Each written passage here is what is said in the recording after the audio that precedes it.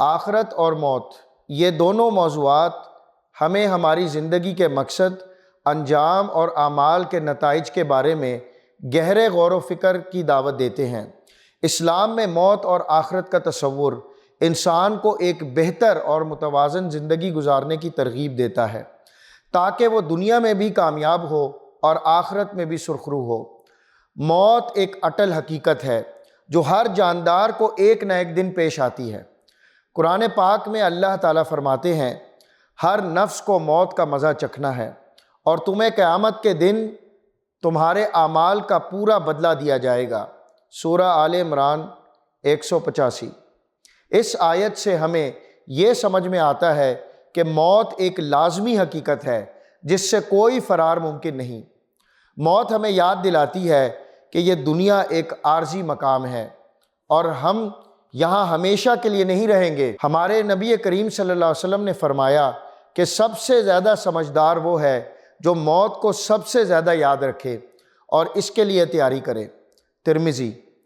موت کی یاد ہمیں نیک اعمال کی طرف مائل کرتی ہے اور ہمیں برے اعمال سے بچنے کی ترغیب دیتی ہے۔ آخرت کا مطلب ہے موت کے بعد کی زندگی جو ابدی ہے۔ اسلام میں آخرت کا تصور انسان کو دنیا میں نیک اعمال کرنے اور برے اعمال سے بچنے کی ترغیب دیتا ہے۔ قرآن پاک میں اللہ رب العالمین فرماتے ہیں کہ اور جو کچھ تم کرتے ہو اللہ اسے جانتا ہے۔ سورہ البقرہ 197۔ یہ آیت ہمیں یاد دلاتی ہے کہ ہمیں ہمارے ہر عمل کا حساب قیامت کے دن دے دیا جائے گا۔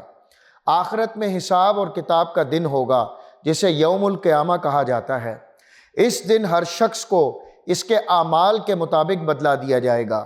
جو لوگ نیک اعمال کرتے ہیں انہیں جنت میں داخل کیا جائے گا جہاں انہیں ہمیشہ کی خوشیاں ملیں گی۔ قرآن مجید میں اللہ رب العالمین فرماتے ہیں کہ اور جو لوگ ایمان لائے اور نیک اعمال کیے انہیں جنت کے باغات میں داخل کیا جائے گا جن کے نیچے نہریں بہتی ہوں گی۔ سورہ النساء 57۔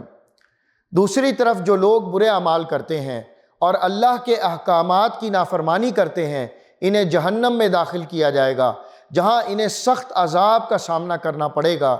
قرآن مجید میں اللہ رب العالمین فرماتے ہیں کہ بے شک جو لوگ ہماری آیات کو جھٹلاتے ہیں انہیں ہم آگ میں ڈالیں گے۔ سورہ النساء آیت 56۔ اسلامی تاریخ میں ہمیں بہت سے ایسے واقعات ملتے ہیں جو آخرت کی تیاری اور موت کے بعد کی زندگی کے بارے میں ہماری رہنمائی کرتے ہیں۔ ایک مشہور واقعہ عمر بن عبدالعزیز رضی اللہ عنہ کا ہے کہ جنہوں نے خلافت سنبھالتے ہی اپنی زندگی کو مکمل طور پر بدل دیا۔ انہوں نے دنیاوی آسائشوں کو ترک کر دیا اور اپنی حکومت کے دوران عدل و انصاف کو فروغ دیا۔ ان کے انتقال کے وقت ان کی زبان پر آخرت کی تیاری کی باتیں تھیں اور وہ مسلسل اللہ رب العالمین سے مغفرت طلب کر رہے تھے۔ اس طرح بلال حبشی رضی اللہ عنہ کا واقعہ بھی قابل ذکر ہے کہ بلال رضی اللہ عنہ جو حضور اکرم صلی اللہ علیہ وسلم کے مؤذن تھے اپنی موت کے وقت انتہائی سکون کی حالت میں تھے۔ ان کے آخری الفاظ یہ تھے کہ کل ہم اپنے دوستوں سے ملیں گے۔ یہ واقعہ ہمیں یہ سبق دیتا ہے کہ نیک اعمال کرنے والے اور اللہ کے قریب رہنے والے لوگ موت کے وقت بھی خوشی اور سکون میں رہتے ہیں۔ علی کرم اللہ وجہہ کا ایک واقعہ بھی اہم ہے کہ ایک مرتبہ جب ان سے موت کے بارے میں پوچھا گیا تو انہوں نے فرمایا کہ موت وہ پل ہے جو دوستوں کو دوستوں سے ملاتا ہے۔ ان کا یہ قول ہمیں یاد دلاتا ہے کہ موت مومن کے لیے ایک نیا آغاز ہے جو اسے اس کے رب کے قریب لے جاتا ہے۔ آخرت کی تیاری اس دنیا میں ہی کی جاتی ہے۔ ہمیں اپنے اعمال کا محاسبہ کرنا چاہیے اور یہ دیکھنا چاہیے کہ کیا ہم اللہ رب العالمین کی رضا کے مطابق زندگی گزار رہے ہیں یا نہیں۔ حضور اکرم صلی اللہ علیہ وسلم نے فرمایا کہ دنیا مومن کے لیے قید خانہ ہے اور کافر کے لیے جنت ہے۔ مسلم۔ اس حدیث میں ہمیں یہ سبق ملتا ہے کہ مومن کو دنیا میں اپنے اعمال کی فکر کرنی چاہیے اور آخرت کی تیاری میں مشغول رہنا چاہیے۔ موت اور آخرت کا تصور ہمیں ایک بہتر انسان بننے کی ترغیب دیتا ہے۔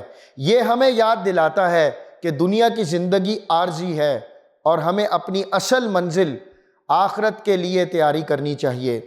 اللہ تعالی ہمیں نیک اعمال کرنے اور برے اعمال سے بچنے کی توفیق عطا فرمائے، آمین یا رب العالمین۔